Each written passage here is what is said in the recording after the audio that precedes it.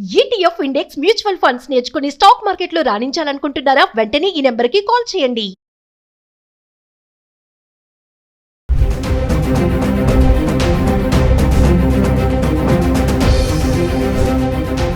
నమస్తే, welcome back to Suman TV. Present మనతో పాటు ఉన్నారు విశ్వకర్ణ స్వర్ణకారుల ఆర్గనైజేషన్ ప్రెసిడెంట్ దుబ్బాక కిషన్ రావు గారు. నమస్తే సార్. నమస్తే సార్, మరి బంగారం వెండి ధరల గురించి మాట్లాడుకుంటే యుద్ధం స్టార్ట్ అయినప్పుడు విపరీతంగా పెరిగినటువంటి ధరలు మెల్లగా తగ్గుతూ వస్తున్నాయి. మళ్ళీ ఫ్లక్చువేట్ అవ్వడం, ఒక రోజు పెరిగితే ఒక రోజు తగ్గుతుంది. మళ్ళీ ఈ రోజు చూసుకుంటే ధరలు పెరిగాయని చెప్పేసి అంటున్నారు. అంటే యుద్ధం ఎఫెక్ట్ బంగారం వెండి పైన ఎలా పడిందంటే ఒకసారి డీటెయిల్గా మాట్లాడు. యాక్చువల్లీ అమెరికా తొందరపాటు చర్యల్లో ఇరాన్ పైన అటాక్ చేస్తున్నప్పుడు ఎవరు సహకారం తీసుకోకుండా యూరోపియన్ కంట్రీస్ను ఏ సపోర్ట్ అవసరం లేదనేసి అమెరికా అటాక్ ఓన్లీ ఇజ్రాయెల్ కాంబినేషన్లో చేయడం వల్ల ఇరాన్ చాలా పెద్ద దేశం. అక్కడ వాళ్ళు ఏం చేస్తున్నారు, వీళ్ళ అరబ్ కంట్రీస్లో ఉండే స్థావరాలపై అటాక్ చేస్తున్నారు.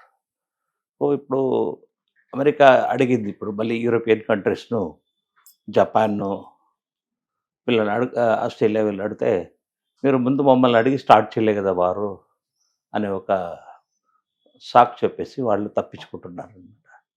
దీంట్లో ఇప్పుడు అమెరికా అమ్యునిషన్ బాగా వాడేస్తుంది. అక్కడ కూడా కొంచెం ఇన్ఫ్లేషన్ ఉంది. ఆయన ట్రంప్ ఆల్రెడీ కొన్ని విషయాలలో తొందరపాటు చర్యల్లో అన్ని కంట్రీస్ పైన ట్యాక్స్లు వేయడం అది ఇదిలో ప్రజల్లో కొద్దిగా వ్యతిరేకత వస్తున్నట్టు యుఎస్లో ఇవన్నీ కారణాలు. ప్లస్ బంగారం కూడా అమెరికా కూడా కొద్దిగా రిలీజ్ చేస్తున్నట్టు కనబడుతుంది. దానివల్ల కూడా నిన్న 1,57,000కు తులం ఉండింది, 10 గ్రామ్స్ ఉండింది. 2,60,000 సిల్వర్ ఉండింది. ఇది మన ఎక్స్పెక్టేషన్లో 1,80,000 ఉండాలి గోల్డ్. అంటే వార్ ఎఫెక్ట్ డైరెక్ట్ గా ఇండైరెక్ట్ గా కూడా బంగారం వెండి పైన పడింది అనుకోవచ్చు. 100% పడింది.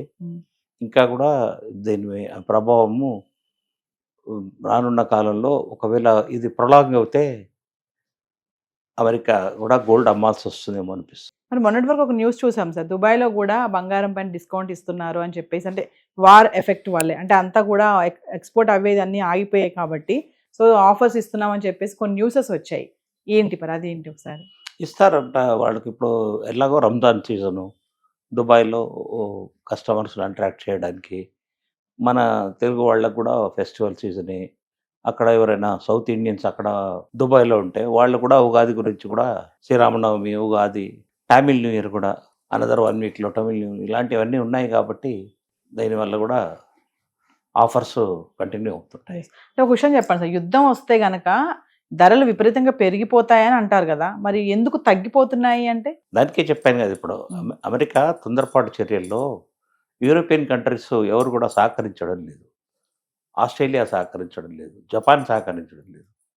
వాళ్ళు ఏమంటున్నారు, మీరు యూరోపియన్ కంట్రీస్లో మా స్థావరాలను వాడుకోండి, మేము మాత్రం మా మిలిటరీ సపోర్టు మీకు ఇవ్వము. అయితే అమెరికా మీదనే ఎక్కువ ప్రెషర్ పడుతుంది. అంటే యుద్ధం కనుక ఇలాగే కొనసాగితే మరి ధరల్లో మనం ఇంకా మార్పులు చూడొచ్చు అంటారా? అంటే ఇంకా తగ్గిపోయే ఛాన్స్ ఉన్నాయంటారా, పెరిగే ఛాన్స్? తగ్గే ఛాన్స్ అయితే లేదు, పెరగాల. ఇప్పుడు మాత్రం కొన్ని రోజుల నుంచి మాత్రం ఒక ఆల్మోస్ట్ 10 డేస్ నుంచి మాత్రం తగ్గుముఖమే ఉంది. నిన్న మాత్రం 2,000 రూపాయలు తగ్గింది. మళ్ళీ ఈ రోజు చూసుకుంటే కూడా కొంచెం పెరిగింది అంటున్నారు, 650 రూపాయలు పెరిగింది అని చెప్పి. అంటే ఇప్పుడు మీకు కరెక్ట్ రేటు మధ్యాహ్నం తెలుస్తుంది. 2 గంటల వరకు కరెక్ట్ తెలుస్తుంది. కాకపోతే నిన్నటి రేటు ఉండకపోవచ్చు, పెరగవచ్చు. మరి అంటే కమింగ్ టు స్వర్ణకారుల గురించి మాట్లాడుకుంటే అండి, అంటే ఈ టైంలో మరి వాళ్ళకి ఇప్పుడు పెళ్లిళ్ళ సీజను, ఇప్పుడు చాలా బిజీగా ఉండే సీజన్ కాబట్టి ఎక్కువ మంది బంగారం నగలు చేయించుకుంటా ఉంటారు కాబట్టి మరి ఇలా ఫ్లక్చువేట్ అవుతుంది. మరి వార్ ఎఫెక్ట్ ఇప్పటికే అన్ని రంగాల పైన పడడం చూస్తున్నాము. గ్యాస్ కానీ, పెట్రోల్, డీజిల్ కానీ, ఎక్కడో యుద్ధం జరుగుతుంటే మనకేంటి అనుకున్నాం కానీ అది మన వరకు వచ్చేసింది సమస్య. మరి స్వర్ణకాల విషయానికి వస్తే మరి ఎలా ఉంది బిజినెస్, ఎలా ఉంది మరి ఈ రేట్స్ ఇలా ఫ్లక్చువేట్ అవుతున్నాయి ఈ టైంలో? బంగారం మాత్రం ఎవరైతే కస్టమర్ ఆల్రెడీ కొని పెట్టుకుంటాడు గోల్డ్, ప్యూర్ గోల్డ్, లేకపోతే వాళ్ళ దగ్గర ఉన్న ఓల్డ్ ఆర్నమెంట్స్ను మెల్ట్ చేయించి ప్యూరిఫై చేసి కొత్త ఆర్నమెంట్ చేయించడానికి ఇది కరెక్ట్ టైం వాళ్ళకు.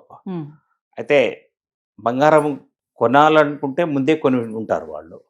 ఇప్పుడు కొంటే కూడా వాళ్ళకి నష్టం లేదు, ఇప్పుడు కూడా తక్కువనే ఉంది. కాకపోతే చేయించుకుంటున్నానికి ఇప్పుడే వస్తారు. ఇది కరెక్ట్ టైం, మంచి రోజులు. రేపటి నుంచి మంచి, ఈరోజు అమావాస్య, రేపటి నుంచి మంచి రోజులు. వస్తువులు చేయించుకోవడానికి ముందుకొస్తారు. ఉమ్. కొంచెం స్వర్ణకారులకు కొంచెం పని ఉంటుంది. ఇప్పుడు కూడా ఏం పని దొరకలేదు. ఈ యుద్ధ వాతావరణం వల్ల ఏంటంటే ఇంకా స్వర్ణకారుడు గతి అదో గతి ఉంటుంది. పెద్ద పెద్ద జ్యువెలర్స్ షోరూమ్స్ కూడా డల్గా ఉన్నాయి. ఉమ్.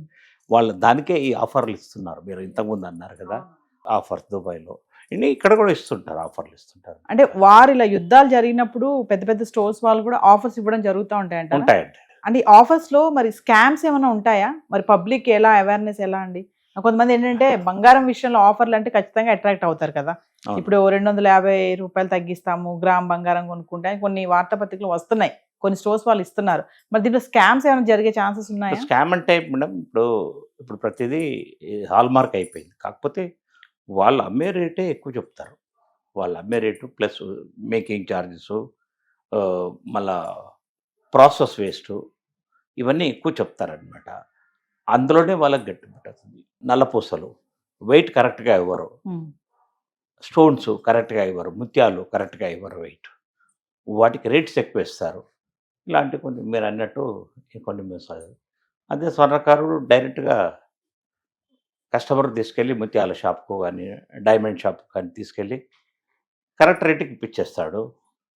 వాడికి మాకు గోల్డ్ ఆర్డర్ రావడమే గ్రేట్ అనుకుంటాడు. Yes. ఆ పరిస్థితి ఇప్పుడు అట్లా ఉన్నాయి. అంటే కామన్ మ్యాన్కి ఒక డౌట్ ఏంటంటే ఇప్పుడు రేట్స్ ఇలా ఫ్లక్చువేట్ అవుతున్నాయి కదా, మరి అంటే కొంచెం తగ్గుతున్నాయి కొంచెం పెరుగుతుంది, అంటే ఈ టైంలో కొని పెట్టుకుంటే మంచిదేనా? అంటే ఫిజికల్గా కొంటే మంచిదా డిజిటల్గా కొంటే మంచిదా అనే ఒక డౌట్స్ చాలా మందికి ఉన్నాయి. అంటే అందరూ కూడా డిజిటల్గా వెళ్ళలేరు, ఉమ్. మరి ఫిజికల్గా కొనడం అనేది ఈ టైంలో మంచిదేనా అంటారా? ఫిజికల్గా కొంటేనే మీకు రేట్ తక్కువ పడుతుంది.